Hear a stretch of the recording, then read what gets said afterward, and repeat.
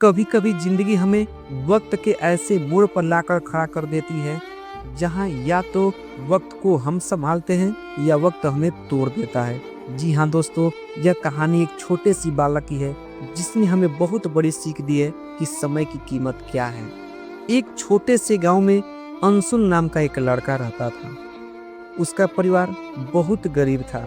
पिता रिक्शा चलाते थे, माँ दूसरे के घरों में जाकर बर्तन धोती थी और अंशुल की आंखों में एक सपना था, शहर जाकर कुछ बड़ा बनना। स्कूल में वह पढ़ाई लिखाई में बहुत तेज था। टीचर अक्सर कहते, अंशुल, अगर तूने वक्त बर्बाद नहीं किया तो तू एक दिन बहुत आगे जाएगा। लेकिन साहब, गरीबी इतनी थी कि हमेशा उसके सपनों से बड़ी लगती थी। कई बार वो सोचता, क्या सिर्फ मेहनत से जिंदगी बदल सकती है। धीरे धीरे समय बीतते गई। 12वीं पास करने के बाद वह दिल्ली आ गया। वह दिन में कॉलेज करता था और रात में कॉल सेंटर की नौकरी करता था। नीड बहुत कम थी और सपने बहुत बड़े थे। हर दिन वो अपने वक्त को बांट बांट कर जीता था। सुबह 5 बजे उठना, 6 बजे क्लास, 10 बजे काम, रात को 12 बजे तक ऑफिस। दोस्त कहते, भाई तू पागल है क्या, थोड़ा आराम कर लिया कर। वो मुस्कुराता और कहता, वक्त तो रुकता नहीं और मैं भी नहीं रुकूंगा। धीरे धीरे समय बीतती गई। एक दिन ऑफिस में उसकी मुलाकात हुई नेहा से। नेहा बहुत समझदार थी, हंसमुख थी और धीरे धीरे उन दोनों की दोस्ती गहरी होने लगी। एक दिन नेहा ने पूछा, अंशुल, तू हमेशा इतना सीरियस क्यों रहता है, जिंदगी को जीना भी तो सीख। अंशुल मुस्कुराया और मुस्कुराकर बोला, नेहा, अभी वक्त नहीं है जीने का, अभी वक्त है कुछ बनने का। नेहा को उसकी बातें बहुत पसंद थी, लेकिन उसे डर था कि कहीं ये लड़का अपने सपनों में इतना न खो जाए कि रिश्ते निभाना भूल जाए। धीरे धीरे समय करवट लेती गई। एक दिन अंशुल के पिता उसके पास फोन करते हैं और कहते हैं, बेटा, माँ बीमार है, थोड़ा घर आ जाओ।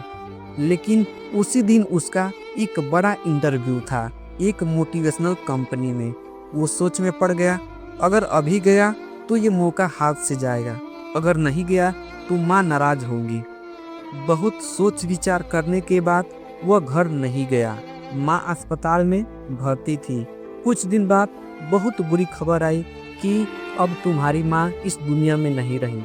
यह बात सुनते ही अंशुल के हाथ से फोन छूट गया। वह वहीं जमीन पर बैठ गया। आंसू बहते रहे पर वक्त निकल गया। वह जैसे तैसे करके ऑफिस से छुट्टी लेकर गांव पहुंचा। माँ की तस्वीरों के सामने बैठ गया। धीरे से बोला, माँ, एक इंटरव्यू के लिए मैंने तेरा आखिरी वक्त खो दिया।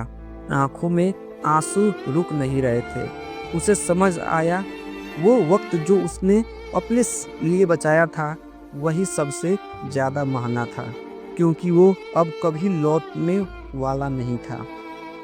जैसे तैसे करके समय बीतते गए। कई हफ्ते तक अंशुल चुप रहा, टूटा हुआ अकेला सा पड़ा था। फिर एक दिन उसे माँ की एक पुरानी चिट्ठी मिली। उसने कांपते हाथों से वो चिट्ठी खोली। उसमें लिखा था, बेटा, वक्त किसी का इंतजार नहीं करता। अगर तू किसी वक्त को खो देगा तो जिंदगी तुझसे बहुत कुछ छीन लेगी। इसीलिए हर पल को ऐसे जीना कि अगर आज आखिरी दिन हो तो भी तुझे अफसोस न रहे।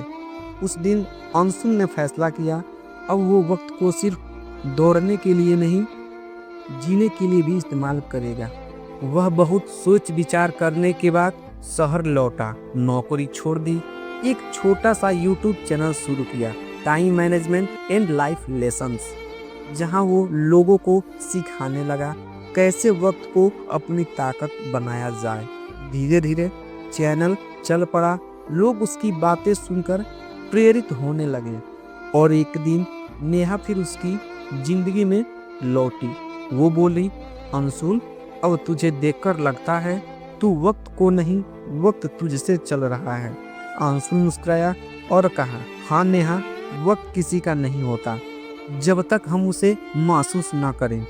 वक्त हमें दो बार मौका नहीं देता, एक बार जब हम पैदा होते हैं और दूसरी बार जब हम किसी वक्त को खो देते हैं। अगर तुम ये कहानी सुन रहे हो तो याद रखना, वक्त को थामना नहीं है, उसे सही दिशा में बहने देना है।